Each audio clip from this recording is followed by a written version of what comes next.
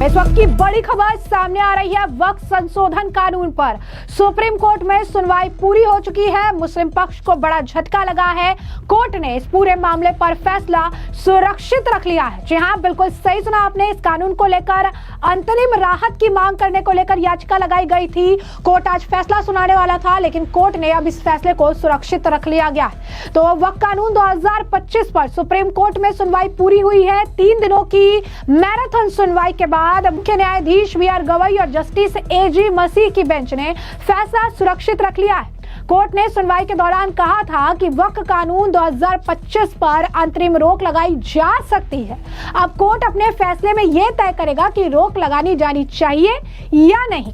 Supreme court में सुनवाई के दौरान सभी पक्षों ने अपनी दलील रखी। सुनवाई के दौरान कोर्ट की तरफ से भी कई सवाल पूछे गए। वक्फ बोर्ड के खिलाफ दायर याचिकाओं की पैरवी कपिल सिब्बल ने की, तो वहीं कानून के पक्ष में केंद्र सरकार की तरफ से सॉलिसिटर जनरल तुषार मेहता ने दलीलें रखी। वक्फ कानून के विरोध में क्या दलीलें थी, ये भी जान लीजिए। राजीव धवन है, उन्होंने कहा कि वक्फ मुस्लिम समुदाय के दिल के करीब एक संस्था है। हम देख सकते हैं कि वक्फ जो है एक पर्टिकुलर कम्युनिटी के पूरे जीवन और सामाजिक आर्थिक जीवन से जुड़ा हुआ है। सुप्रीम कोर्ट का एक फैसला भी है। वेदों के मुताबिक मंदिर भी हिंदू धर्म के लिए अनिवार्य अंग नहीं है। वहाँ तो प्रकृति की पूजा करने का प्रावधान है। अग्नि, जल, वर्षा के देवता हैं, पर्वत, सागर आदि हैं, लेकिन फिर भी इनके लिए तो मंदिर बनाए ही जाते हैं। वहीं दूसरी तरफ उन्होंने कहा कि एक पर्टिकुलर कम्युनिटी के लिए भी कुछ मूल सिद्धांत है और उन सिद्धांतों के मुताबिक भी वक्फ ईश्वर को समर्पित करना है। पर लोग के लिए एक बार वक्फ हमेशा वक्फ ही रहता है। CJI ने कहा कि दान तो अन्य धर्मों के लिए भी मौलिक सिद्धांत है। सिब्बल ने कहा यहाँ ये विचार दूसरे से अलग है। ये ईश्वर को दिया जाने वाला दान है। यहाँ समर्पण ईश्वर को है, दान समुदाय के लिए नहीं है। भविष्य यानी मृत्यु के बाद के लिए है, ताकि मृत्यु के बाद भी उनका ख्याल जो है रखा जा सके। जहाँ तक हिंदू धर्म स्थलों की बंदोबस्ती का सवाल है, तो गैर हिंदू इसमें शामिल नहीं होते हैं। लेकिन जहाँ तक वक्फ का सवाल है, यहाँ भी गैर मुस्लिम इसमें शामिल नहीं है। गैर मुस्लिमों के लिए 4 व्यक्तियों का आरक्षण जो है किया गया है। मेरे अनुसार तो एक ही बहुत है। यह अधिनियम धर्मनिरपेक्ष क्यों नहीं है, इसका स्पष्टीकरण अधिनियम से ही मिलता है। वहीं आपको बता दें कि सेक्शन 3C का उद्देश्य रेवेन्यू एंट्री में परिवर्तन करना है। उन्होंने कहा कि मैं कब्जे से जो है बना हुआ है और इसमें मुझे बेदखल नहीं किया जाएगा, लेकिन कोई भी इसे लेकर बेदखली को लेकर कोई ठोस अधिकार मुझे नहीं दिया गया है। क्या ये निर्धारित करने की आवश्यकता नहीं है कि ये सरकारी संपत्ति है या नहीं है?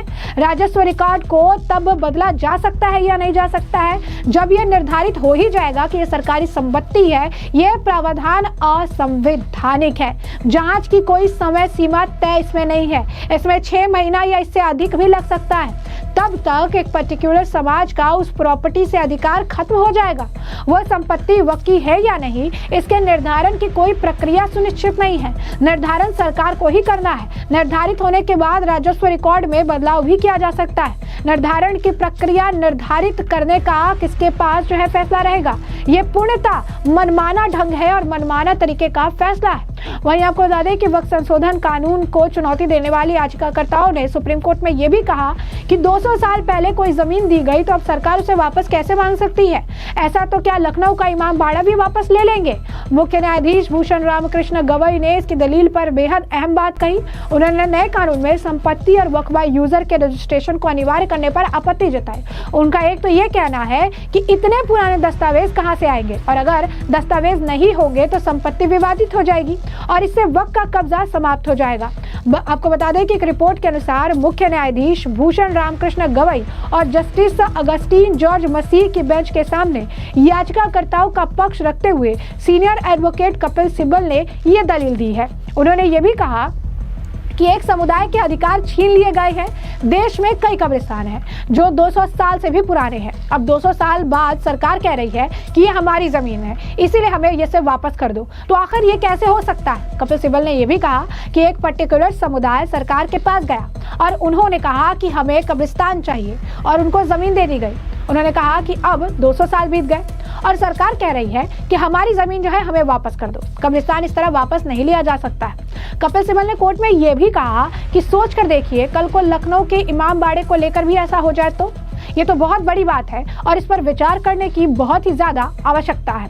तो ऐसे में आप समझ सकते हैं कि दोनों तरीके से जो है दलीलें दी गई। एक पक्ष में भी दलीलें दी गई, एक विपक्ष में भी दलीलें दी गई, एक सरकार की तरफ से दलीलें दी गई, दूसरी तरफ जो है आप देख सकते हैं कि कितना ज़्यादा अगर आप कहेंगे कि इसमें जो है टिप्पणियां की गई, जिस टिप्पणी के कुछ सेक्शन जो है सोशल मीडिया पर वायरल हो रहे हैं, जैसे ट्राइबल रिलेटेड सेक्शन, मंदिर को लेकर जो बोला गया वो वाला सेक्शन, तो लगातार जो है इसे लेकर सब वायरल हो रहा है। लेकिन पर्टिकुलर इस पूरे सुनवाई के दौरान क्या कुछ हुआ इसे लेकर एडवोकेट जो है जो हिंदू पक्ष की तरफ से थे, उन्होंने कहा है, वरुण सिन्हा, उनका बयान सामने आया है। क्या कुछ कह रहे हैं वरुण सिन्हा, एक बार आप खुद सुन लीजिए। First of all, that after 3 days marathon hearing, today the hearing has been concluded and the judgment is reserved now.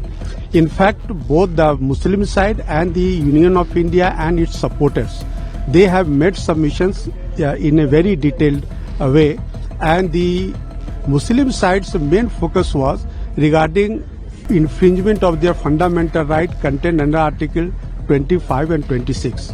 Then they also pleaded that there is a violation of Article 14 of the Constitution of India. Then second argument they made regarding their Waqf by user. Then their third argument was inclusion of non-Muslims in Waqf board and Waqf council. And then their fourth argument was basically and broadly regarding scheduled tribe, that in scheduled tribe areas no work can be made in terms of the amended law of 2025. The Solicitor General refuted all these submissions with detailed information and based on law and evidence that as to why these amendments were already necessitated in view of the mismanagement of work properties and for proper regulation of the work properties. Then he said that why there is no violation of Article 25 and 26 of the Constitution, nor there is violation of Article 14 for the simple reason that no rights, no interest and no right of work has been taken away by way of this amendment. In fact, a wrong narrative is being sought to be spread in the whole country by the opposition and the Muslim side that this government led by Mr. Narendra Modi has brought this amendment in Waqf Act with deliberate intention to take away their wholesale takeover of the Waqf properties. So the learned Solicitor General said that this is absolutely false and concocted a story and wrong narrative has been set up by them. So he has given in detail. He has also made submissions on the point of limitation, why limitation has been introduced. He has also made submissions on the point of why the necessity of inclusion of two non-Muslims in Waqf board and Waqf council has necessitated. He has also made detailed submissions regarding why there was need to frame amendment in the law for safeguarding the rights of the tribals in tribal area. So he has made very elaborate, and in support of the central government, the other parties who have supported the amendment, they have also made submissions today, including me. And I have also brought to the notice of the Honorable Supreme Court that how this law has been misused prior to amendment, that the Hindu villages in Bihar has been issued notices by the Waqf board as these are the Waqf properties. Similarly, today, one lady lawyer from South India has appeared and she has said that so many villages in South India has been issued notice by the Waqf board that these are the Waqf properties. So all these informations have been brought to the notice of the Honorable Court. But there was a lot of discussion and debate from either sides under Waqf Act and comparing that with charity which is given in other religions. You see, the attempt has been made by the Muslim side that in fact there is a discrimination between Waqf Act and the Hindu Religious Endowment Act. So they want that there is no such restriction as it has been brought in the Waqf Act.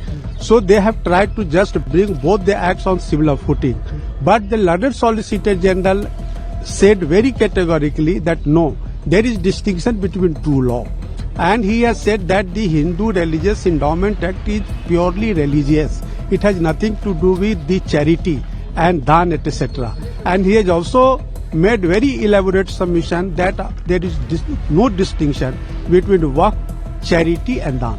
So he says that they all are similar on the similar footings, and therefore the Waqf cannot be related to religious practice. So there was not a lot of observations made by the bench in this regard, and what do you think the stance of the court is going to be? See, now the Honorable Court has heard both the side very patiently, and wherever they had any doubt, they have posed questions to both the sides.